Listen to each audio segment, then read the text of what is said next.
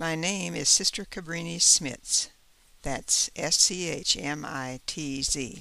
I was born Sunday, March 6, 1932, in Scranton, Arkansas, the second child and the first girl of Tony and Bertha Schmitz.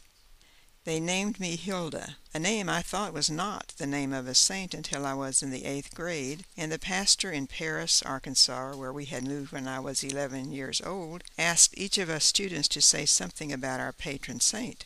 I said my name was not that of a saint, and I didn't know where my mother got that name. Because my mother had been a Lutheran, I supposed it was a Protestant name. Father Edward Chrisman, a Benedictine monk from Subiaco, informed me that Hilda was a great Benedictine saint who had been abbess over a double monastery at Whitby, England, one monastery for men and one for women. I grew up in a large and very religious family. We were 7 boys and 3 girls at the time I entered the convent. We had morning prayer at the breakfast table and evening prayer at the supper table. We prayed the Angelus before each of the 3 meals. During May and October, we said the rosary every night. We children would go to daily mass during the summer months when we were out of school. As we walked to church, I would search cloud formations to see if I could find a meaningful picture. I remember one of the special cloud pictures was of Jesus sitting on the corner of a table with the apostles around him listening intently. It was a beautiful discovery. I don't remember when I first received the call to become a Benedictine sister. It was a gradual recognition, I suppose. I or my parents must have thought of it very early in my life because my parents gave me a sister doll for Christmas about the time I was 6 years old. In our German Catholic culture of the 1930s, priests and sisters were highly respected, and in our house we were not allowed to say anything negative about them. What father or sister had said was the gospel truth. I treasured that doll for a number of years, and after I entered the convent in the fall of my senior year, I gave the doll to my niece, Tressa. Years later, when Tressa was grown and gone from home, her mother returned the doll to me here at the convent. Evidently, Tressa had played with it a lot. It was quite tattered.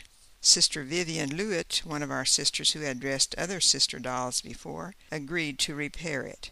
It is now displayed among the artifacts of monastery history.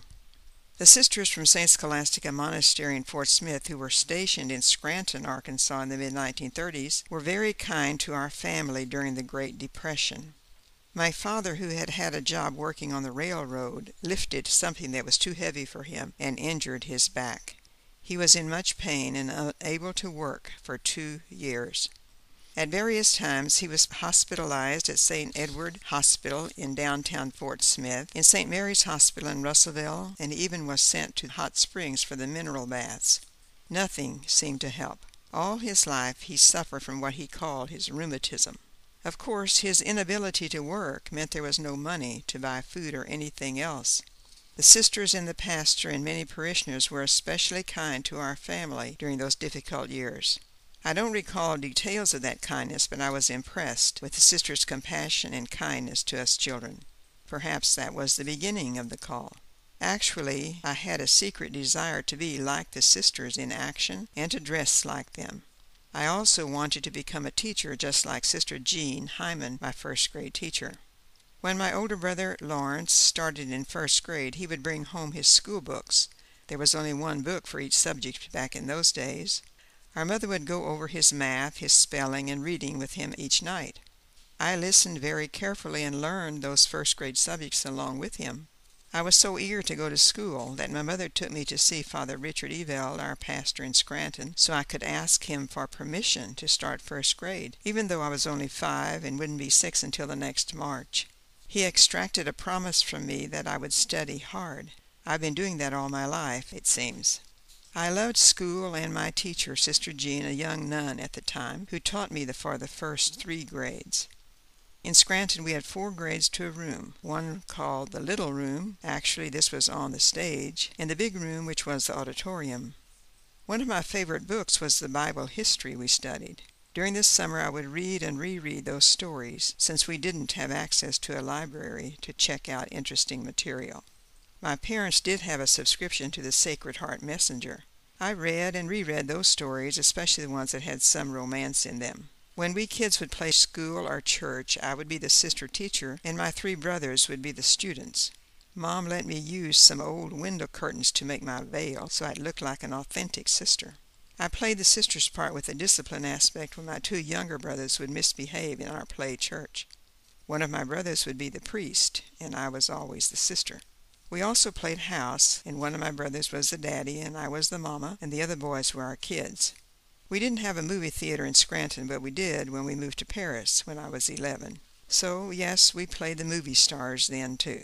All through my grade school days, my teachers would suggest that I think about being a sister when I grew up. My mother, too, would say she hoped one of her three daughters would become a sister. I didn't say aloud anything in response, but in my heart I'd say, it won't be this one. I had a wonderful 8th grade teacher, Sister Norbert Holting.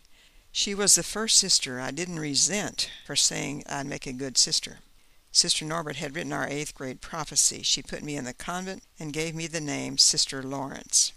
However, when my brothers took me to Fort Smith to attend high school in St. Scholastica Academy there, two of my grade school teachers accompanied me from the car to the south entrance. At the time, these two sisters seemed very tall. Over my head, one said to the other, "We'll have her in black and white," that was the colors of the sisters' habits in those mid-1940s, "before she leaves here." I could feel the anger rising in my heart, but I said nothing. What I was thinking was, I'm going to deliberately make low grades in my freshman year, but I just couldn't carry through on that. As with many other young girls in the academy, I was on a work scholarship for tuition and room and board. That freshman year, my assignment was to clean the classroom where English grammar and literature were taught.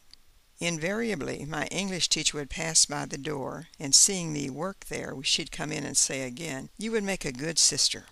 I resented the remark, but with the respect we were taught for priests and sisters, I said nothing. However, when she'd leave, I'd pray aloud, "God, get that woman off my back." Reflecting on my vocation story, the thought struck me that I engaged in some very contradictory behaviors. For example, when my parents said they hoped one of their three daughters would become a sister, did my inmost heart say, "Not me"? And yet I would wear a sister-teacher headdress made from old curtains and play school or church with my siblings.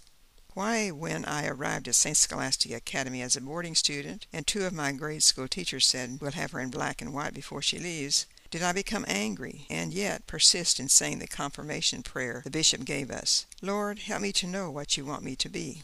It seems now that God surely was doing God's best trying to get my attention.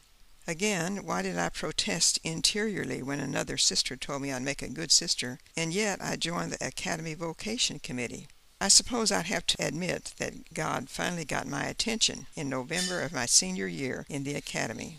A group of us students were playing basketball in the gym.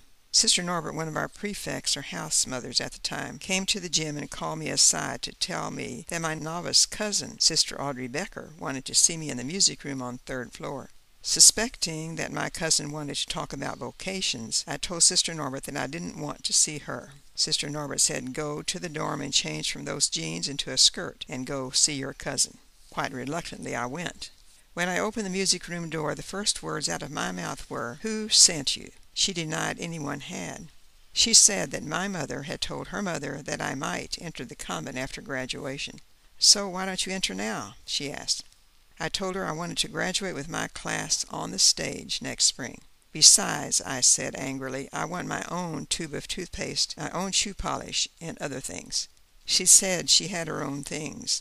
I don't remember what other protests I offered, but I left the room saying to her, "Well, I'll think about it." I didn't sleep too well that night. The question, "Why not enter now?" demanded a response. As I pondered that possibility, I felt rather euphoric, and the thought surfaced over and over, "Well, why not? Yes, I'll do it." My heart was filled with a great peace and joy as I planned the next move. The next day I spoke with Sister Benita Weavers, another prefect, and told her what I wanted to do, but I wanted it to be kept a secret. She put me in touch with the novice director, who gave me a list of items I would need to bring. She arranged for me to see the monastery seamstress to get measured for a postulant's habit. That was 2 weeks before Thanksgiving. I planned to enter Saturday after Thanksgiving. That Sunday, after my secret decision, my father and my oldest brother drove up from Paris to visit me in the academy. I told them what my plan was, and I gave Dad the list of items I would need to bring with me when I entered and asked him to ask Mom to start gathering those items. When I arrived home the Wednesday before Thanksgiving, I asked Mom if she had some of the things collected. She said no, because I wasn't sure you'd really do it.